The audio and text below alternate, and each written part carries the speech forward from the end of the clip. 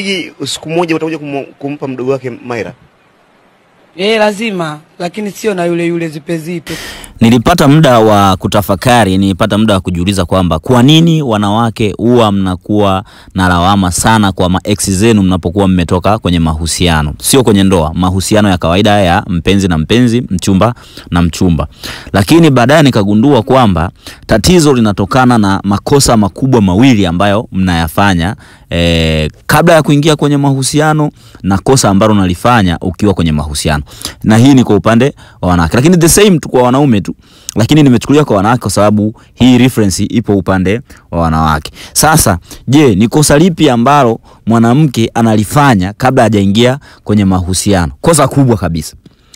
Lakini pia je, ni kosa lipi ambalo mwanamke analifanya akiwa kwenye mahusiano, ambayo haya makosa ndio yanapelekea kuwa wanawake kuwa na lawama sana baada ya kuachana na maex. Wanapeleka sana lawama kwa maex, wanapeleka sana lawama kwa wanaume wao ambao wameachana nao.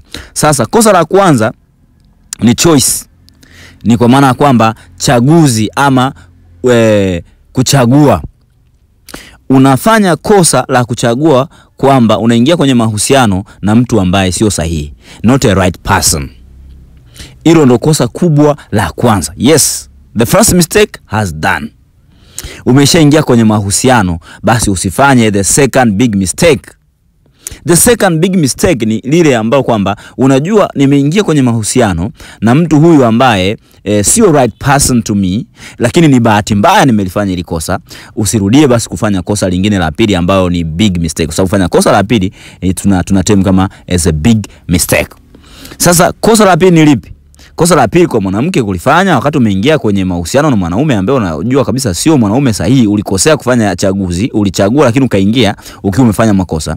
Kosa la pili kubwa ni kumzalia mwanaume ambaye unajua kwamba sio mwanaume sahihi kwako, wakati you have a full control. Yani hiyo huwezi kuongopa. Yani mwanamke ukiamua kwamba simzalii mwanaume, hutamzalia kwa sababu you have a full control ya wewe kupata ujauzito ama kuto kupata ujauzito. That's why baadaye unapokuja kuulizwa maswali kuhusiana na ex wako, most of women wana paniki, wachache sana wanaongelea mazuri na wanaongelea mazuri ya ex.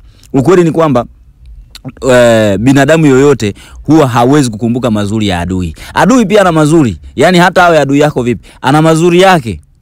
Kwa sababu let's say kwa huyo ex wako ni adui, lakini huyo adui si amekufanya saizi umekomaki akili, umejifunza. So you have learned. Bila yeye kuwepo usingejifunza. So next time unaweza ukajirekebisha. Kwa hilo ndo tatizo. Sasa mmesikiliza swali ambalo ameulizwa Gigi hapo kwamba je, anategemea kumpatia mdogo wake Maira, kumpatia mdogo wake.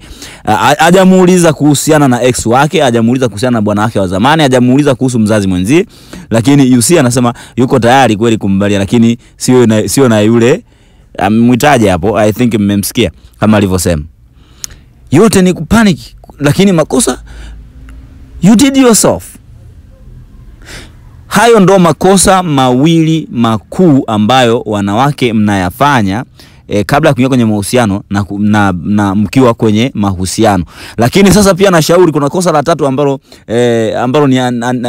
si kosa la muhimu, lakini ni kosa ambalo pia unaweza ukalifanya baada ya kutoka, baada ya yale makosa mawili. Baada ya kutoka sasa kwenye mahusiano, kwa sababu kuna break up, usifanye kosa la tatu ambalo kosa la tatu, try to be silence yourself. Lakini kosa la tatu ni kuropoka kuhusiana na ex wako. Inaweza kutengenezea matatizo mengine ambayo they are not creating a way to go to the new relationship ambayo kwako itakuwa ni nzuri, kwa sababu wanaume wanatathmini kila unachokizungumza kuhusiana na ex wako, that makes sense to men kwamba ndo wewe.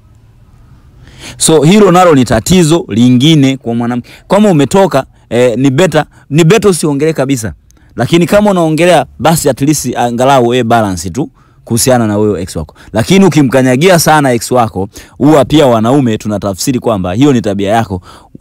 Yule ni mtu ambaye uliishi naye, vipi mimi nakuja kuishi na wewe tabia yako nimeiona kama hiyo ya kuzungumza namna hiyo. Najiadhari. Hakuna mwanaume ambaye unafikiri hawezi kutafakari au kufanya evaluation au analysis ya juu ya kile mwanamke anachomuongelea mwanaume mwingine ambaye aliwahi kuwa naye kwenye mahusiano. Anyway, mumsikilize tu kwa kirefu kidogo Gigimane, kwa sababu mimi niko najaribu tu kuelezea ni kwamba ni kwa nini wanawake huwa wanapaniki dhidi ya ex wao. Hii siku moja utakuja kumpa mdogo wake Maira? Lazima, lakini sio na yule zipe koma wewe. Yaani hiyo ndio niko very careful tena sasa kurudia makosa. Kuzaa so issue. Angalau nimzalia ni nani na yuko tayari na mtoto, je yuko tayari, lakini ni baba enough. Kuna muda sisi tuna wanawake tunajifumba macho. Unamwona tu mwanamume date na yeye mwenyewe tu ajipendi. Ila bado tunakuwa tunajifumba macho, bwana atabadilika wewe. Zimu ili kujuala walikulikakusha wewe ukome wewe. Tafuta baba kuzaa naye. Wengine wakustarehe nao tu. Sio kila mwanamume atakuwa baba. Wewe loja. Koma wewe.